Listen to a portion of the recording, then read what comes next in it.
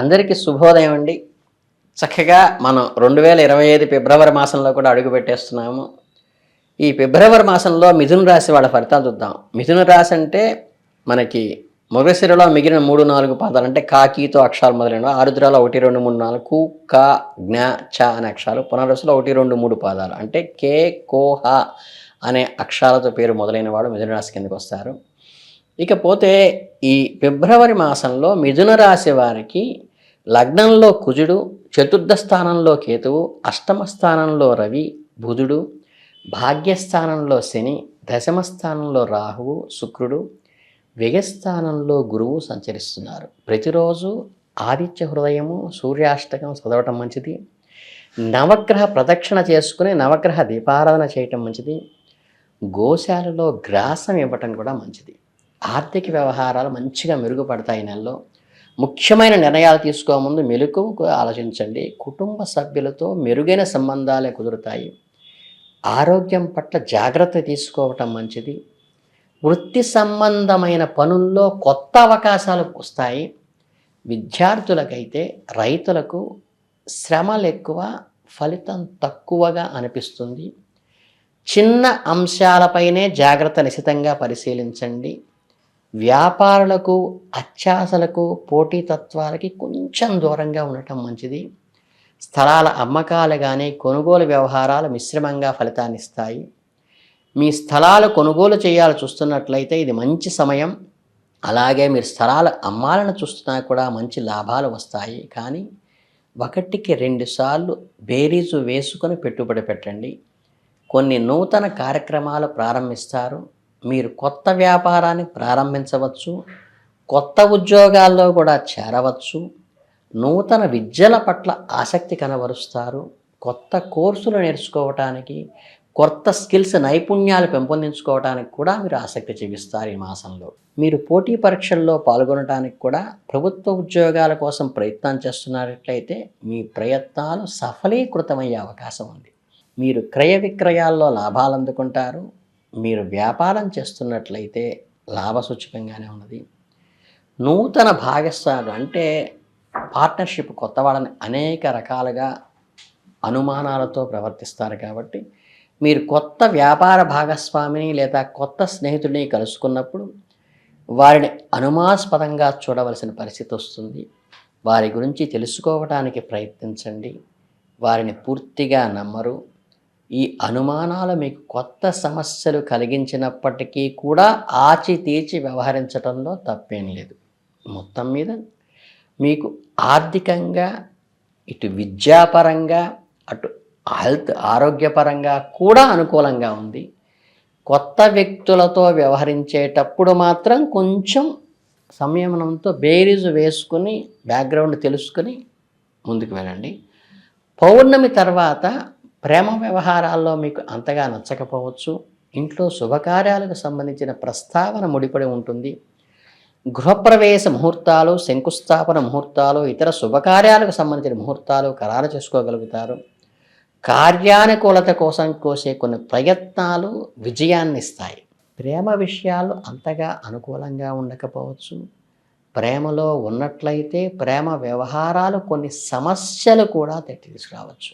మీ ప్రియుడు లేదా ప్రియురాలతో అపార్థాలు కానీ గొడవలు జరిగే అవకాశం ఉంది. కాబట్టి కొంచెం జాగ్రత్తగా మాట్లాడండి.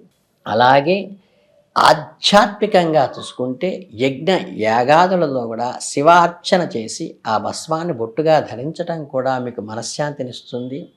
యజ్ఞశేషాన్ని విభూతిగా ధరించడం కూడా మంచిది. ఆత్మవిశ్వాసం పెంపొందడానికి, భగవత్ అనుగ్రహం కలిగించడానికి, విజయం సాధించడానికి ఉపయోగపడుతుంది.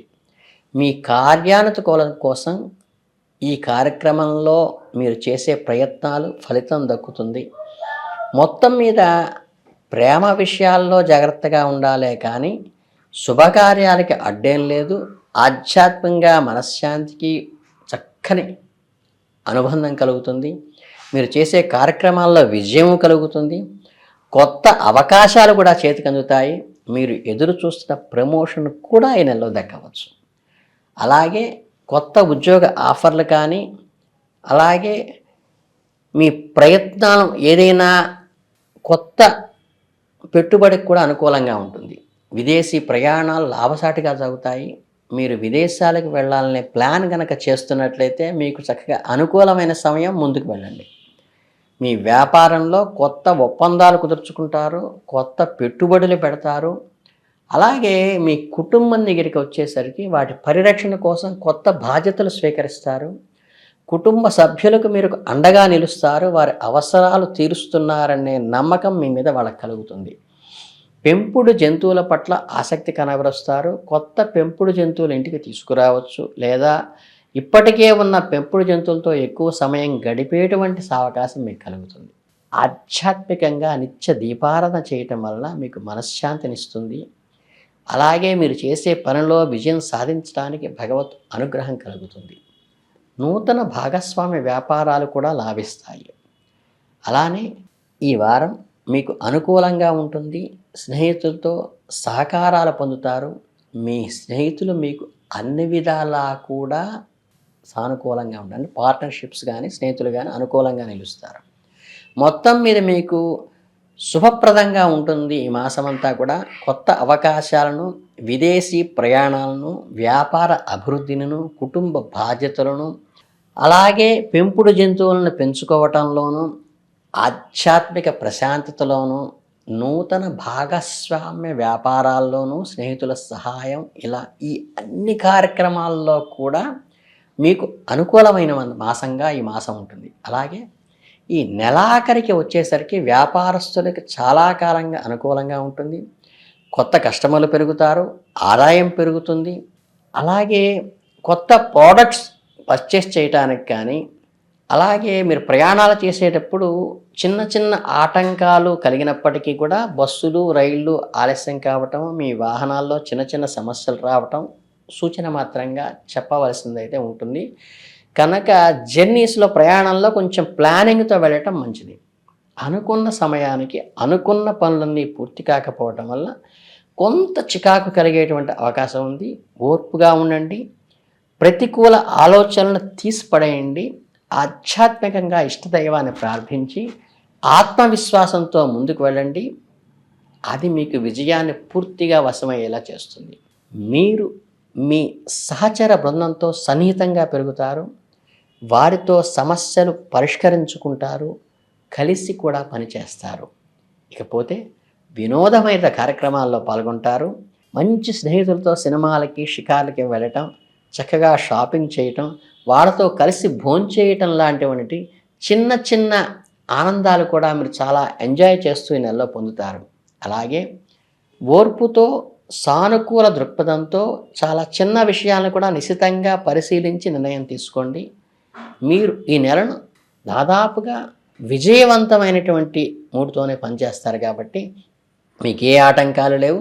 భగవద్ అనుగ్రహంతో మీరందరూ దిగ్విజయంగా ముందుకెళ్లాలని నెల కోరుకుంటూ శుభాభినందనలు.